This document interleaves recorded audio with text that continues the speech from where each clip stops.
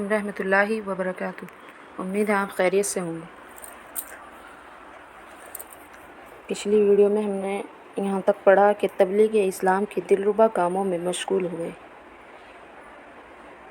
پھر اس کے آگے کہا ہے کئی بار مکے میں رسول اللہ صلی اللہ علیہ وسلم کو کافروں کے نرغے سے بچایا۔ ایک بار کا واقعہ ہے کہ کفار قریش صحن کعبہ میں بیٹھے ہوئے رسول اللہ صلی اللہ علیہ وسلم کا ذکر کر رہے تھے کہ وہ ہمارے معبود کی مذمت کیا کرتے ہیں۔ اتنے میں رسول اللہ صلی اللہ علیہ وسلم وہاں آ گئے۔ سب نے آپ کو گھیر لیا اور چادر آپ کے گلے میں ڈال کر کھینچنا شروع کی۔ کسی نے جا کر حضرت ابوبکر صدیق رضی اللہ عنہ کو خبر کر دی کہ بے تاب ہو کر پہنچے اور کہنے لگے تمہاری خرابی، یعنی کیا تم ایسے شخص کو قتل کر ڈالتے ہو جو کہتا ہے کہ میرا رب اللہ ہے اور وہ تمہارے پاس معجزات لے کر آیا ہے۔ یہ سن کر کافروں نے رسول اللہ صلی اللہ علیہ وسلم کو چھوڑ دیا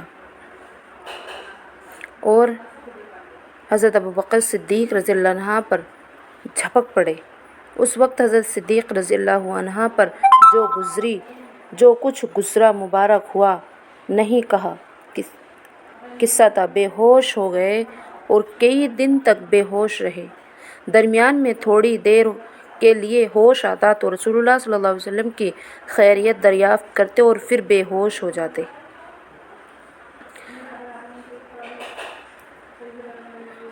جب کئی دن کے بعد پوری طرح ہوش آیا تو پہلے سوال یہ تھا کہ مجھے رسول اللہ صلی اللہ علیہ وسلم کے پاس لے چلو۔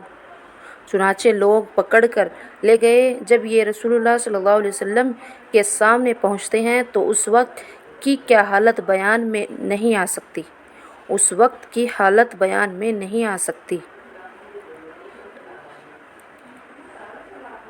اس وقت کے واقعات جان نثار و جان بازی کے قبل ہجرت کی کئی بار پیش آتے۔ کفار قریش نے نبوت کے 7ویں سال یہ تجویز مفتہ طور پر طے کی کہ حضرت صلی اللہ علیہ وسلم کو اور آپ کے سارے خاندان بنی ہاشم کو محبوس کر کے کھانا پینا بند کر کے فاقوں سے ہلاک کر دیں۔ چنانچہ ایک مرتبہ ہوا کہ کوئی شخص نہ خاندان بنی ہاشم سے قرابت کرے گا، نہ ان کے ہاتھ خرید و فروخت کرے گا، نہ ان کے پاس کھانے پینے کا سامان پہنچائے جب تک کہ وہ محمد صلی اللہ علیہ وسلم کو قتل کرنے کے لیے ہمارے حوالے نہ کر دے۔ اس معاہدہ پر سب نے تصدیق کی علامت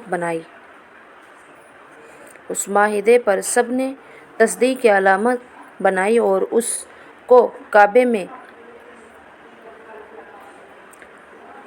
آویزاں کیا تاکہ کوئی شخص خلاف ورزی کی جرات نہ کرے۔ مجبور ہو کر آپ نے چچا ابو طالب اور سارے خاندان کے مکہ سے باہر ایک پہاڑ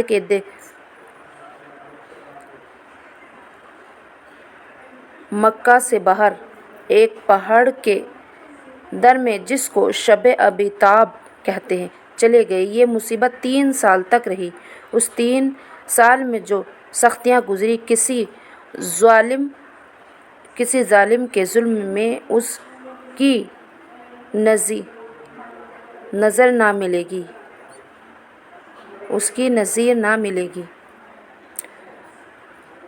جنگلی درختوں کی پتیاں کھا کھا کر زندگی کے دن پورے کیے گئے، بلکہ سچ تو یہ ہے کہ ایسے حالات میں زندہ ہی رہنا خدا کی قدرت کا ایک نمونہ تھا۔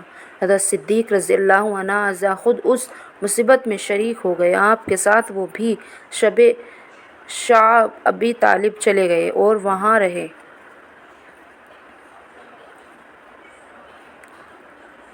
جب حضرت صلی اللہ علیہ وسلم کو خدا نے اس مصیبت سے نجات دی تو انہوں نے بھی نجات پائی۔ جب رسول اللہ صلی اللہ علیہ وسلم کہیں تبلیغ کے لیے تشریف لے جاتے تو حضرت صدیق رضی اللہ عنہ ضرور آپ صلی اللہ علیہ وسلم کے ساتھ ہوتے اور ہر مصیبت و آفت میں سینہ شیر رہتے۔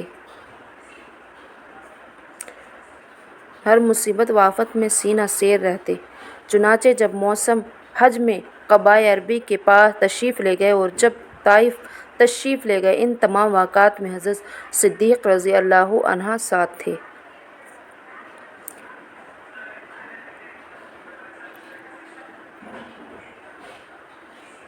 ویڈیو کو لائک کریں اور شیئر کریں، کمنٹ کریں۔ ایسی ہی احادیث سننے اور جاننے کے لیے چینل کو سبسکرائب کریں۔ السلام علیکم ورحمۃ اللہ وبرکاتہ۔